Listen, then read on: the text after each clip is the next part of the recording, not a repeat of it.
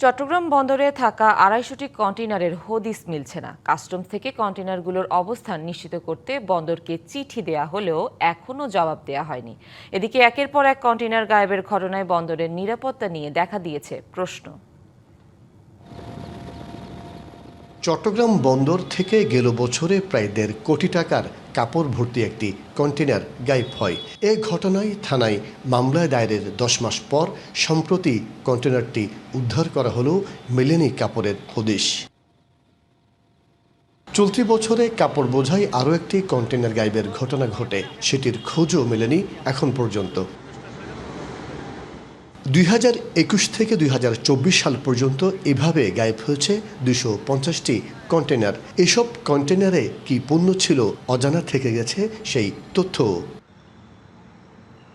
একটি শক্তিশালী সিন্ডিকেট এনবিআরের আমদানি রপ্তানি নিয়ন্ত্রণ ব্যবস্থা এসআই কোডা ওয়ার্ল্ডের দুর্বলতাকে কাজে লাগিয়ে বছরের পর বছর ধরে সরাচ্ছে কন্টেইনার। পণ্যমূল্য ফাঁকি, পণ্যের গুণগত মান নিয়ে জালিয়াতি, পরিমাণ ও ওজনে কম দেখানো এবং পণ্যের এইচএস কোড জালিয়াতি করে চালান খালাস করে চক্রটি।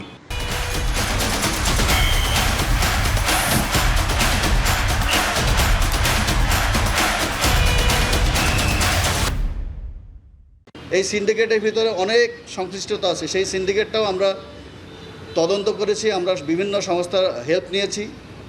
এখানে ডিজিটাল বিষয়ও আছে, এখানে ফিজিক্যাল বিষয়ও আছে, সব কিছুই আছে। আইজিএম পড়েছে কিন্তু পরবর্তীতে এটা অ্যাসেসমেন্ট হয়নি।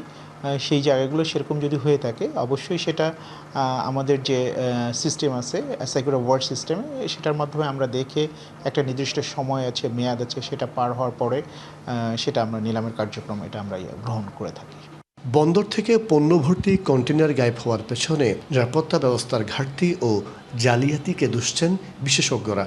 কন্টেইনার পোর্টের ভিতরে নিরাপদে রাখার দায়িত্ব হচ্ছে পোর্ট অথরিটি। ফেক একটা কন্টেইনার চলে যাওয়ার এইটার প্রতিটা কাস্টমসের বলেন, পোর্টের বলেন, সবার একটা ট্র্যাকিং ডিভাইসের মাধ্যমে ট্র্যাক করা যাবে যে কার গাফিলিতে বের হয়েছে।